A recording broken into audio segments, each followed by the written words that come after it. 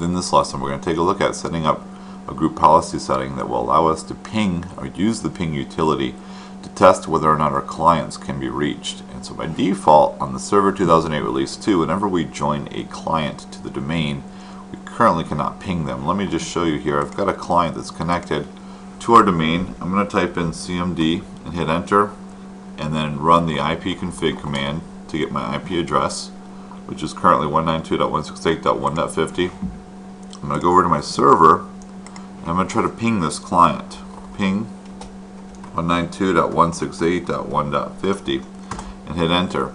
Now I would expect to get a reply back using the ping utility, and right now I'm getting request timed out, and so I'm not getting a reply back from this computer, and it's going to run through 4 times within a Windows computer, run through 4 times before it kicks back and lets me know what my average time was and so forth. And you can see that I've received nothing back. I lost all 4 of them. Basically, I cannot connect to this computer using the ping utility. The reason being is that it's turned off by default within the Server 2008 Release 2. And so if you look at our topology here, the server and the PC that I'm working with right now is PC1. These two are physically connected to the same switch and should have no problem connecting to each other at all.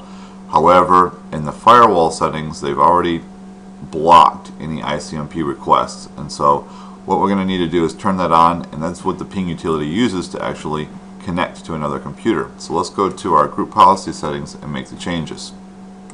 And so I'll click on Start, Administrative Tools, Group Policy Management.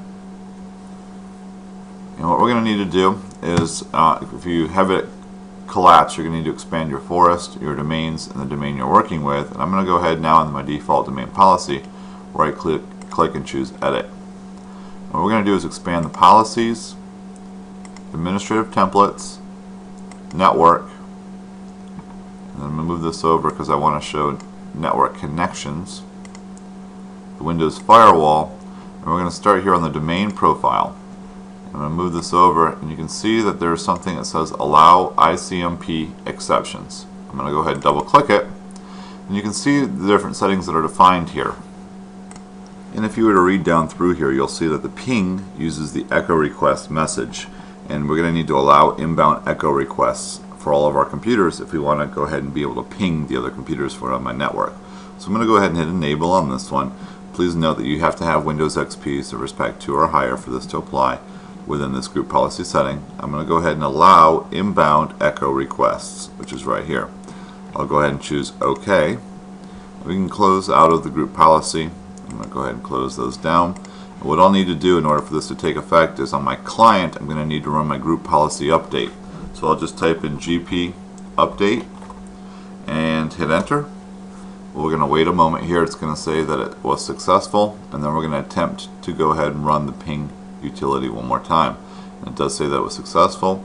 So now let's go over here to my server, and I'll retype the ping 192.168.1.50. I'm going to go ahead and hit enter, and you can see now this time through I actually got a reply back from my client. So now I've been able to ping my clients successfully using group policy.